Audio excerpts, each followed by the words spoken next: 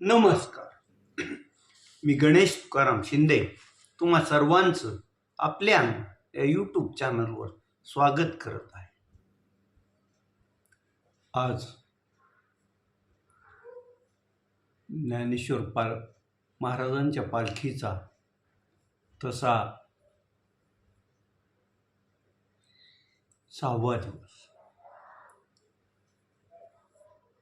काल रात्री सासवडचा मुक्काम संपवून ज्ञानेश्वर माऊलींची पालखी पुढं जेजुरीकडं खंडोबाच्या भेटीला निघाली आणि वारी जशी पुढे सरकत होती तसं सासवडच्या पुढं काही अंतरावर एक दुर्घटना घडली. या पालखीसोबत असणाऱ्या कसबे डिग्रस, जिल्हा सांगली येथील दिंडी चालणाऱ्या वारकऱ्यांच्या ह्याच्यात लोहा, जिल्हा नांदेड येथील दिंडीचा शिधा आणि इतर साहित्य घेऊन जाणारा ट्रक वारीत घुसला आणि जवळपास 20च्या वर वारकऱ्यांना, त्यात पुरुष होते, महिला होत्या, त्यांना या ट्रकनं काही अंतर फरफटत नेलं. या ट्रक खाली दबल्यामुळं 3 वारकरी महिला जागीच ठार झाल्या होत्या. तर जवळपास 8 महिला गंभीर जखमी असून या किरकोळ जखमी झालेली वारकरी आहेत त्यांच्यावर उपचार करून त्यांना करण्यात आलं आहे. गंभीर जखमी झालेल्या वारकऱ्यांवर जेजुरी आणि सासवड येथील रुग्णालयात उपचार सुरू आहे. त्यात जवळपास दोन वारकरी महिला गंभीर जखमी असल्याचं पण कळत आहे. राज्याच्या मुख्यमंत्री सुनेत्राजी पवार यांना या घटनेची माहिती मिळताच त्या बारामतीतच असल्यामुळं तातडीनं घटनास्थळी दाखल झाल्या. त्यांनी तिथे येऊन वारकऱ्यांना धीर देण्याचा प्रयत्न केला. जे वारकरी महिला मृत्युमुखी पडल्या आहेत त्यांच्याबद्दल सांत्वना व्यक्त केली. उपचार सुरू असलेल्या रुग्णालयात त्या गेल्या आणि सर्वांवर योग्य असं उपचार करा असे आदेश पण त्यांनी दिले. शासनानं मृत वारकरी महिलांना प्रत्येकी 5 लाख रुपयाचं मदत जाहीर केली असून जखमींच्या उपचाराची सर्व जबाबदारी महाराष्ट्र शासन घेणार आहे. वारीच्या दरम्यान अपघात होत असतात, परंतु हा अपघात जरा ठळक दिसणारा असाच होता.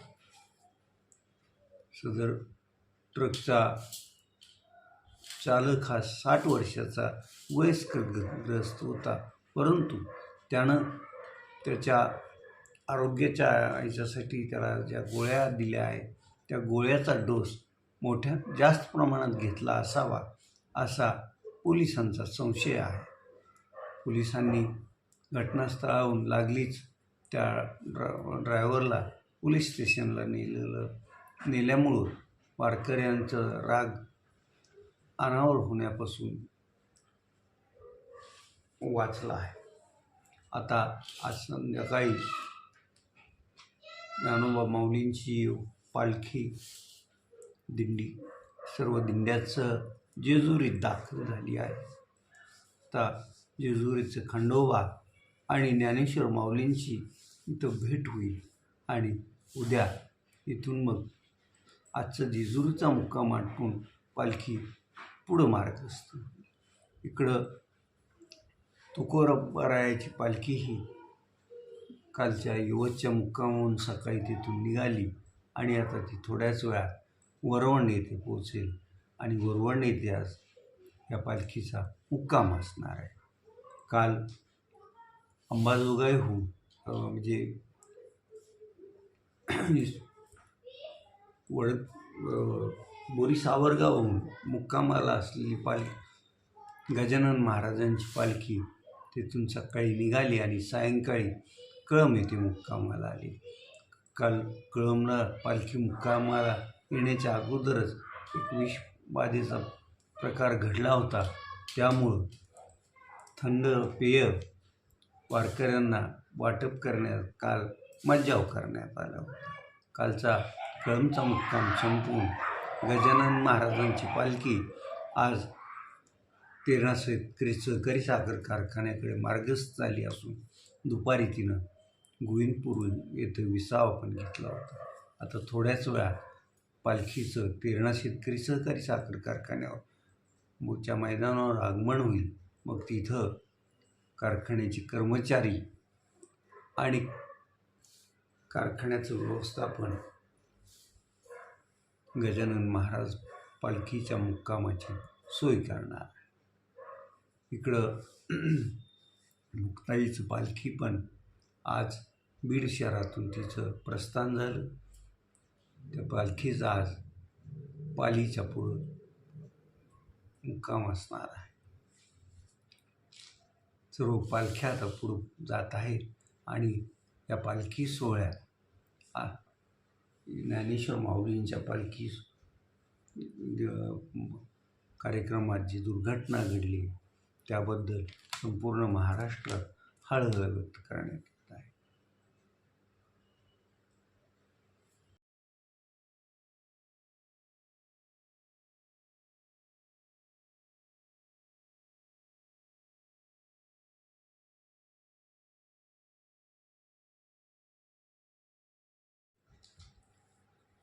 सर्वच बहुतांशी हवामान अभ्यासकांनी हवामान विभागाने आता 4 ते 5 दिवस महाराष्ट्रात पाऊस पडणार नाही असंच भाकीत केलेलं आहे.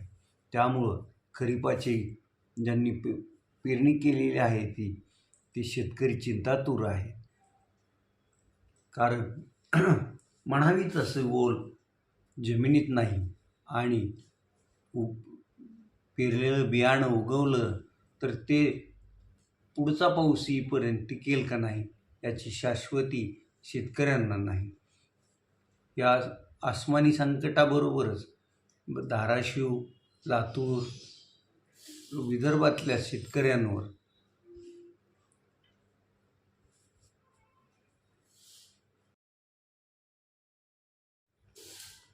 जे शेतकऱ्यांनी बियाणं खरेदी केलेलं होतं त्यातलं अनेक शेतकऱ्यांच्या शेतात बियाणेच उगवलं नाही अशा तक्रारी आहेत. धाराशिव जिल्ह्यातील 50पेक्षा जास्त कंपन्यांच्या विरोधात शेतकऱ्यांची तक्रार आहे. आता ही तक्रार त्यांनी कृषी विभागाकडे केली आहे.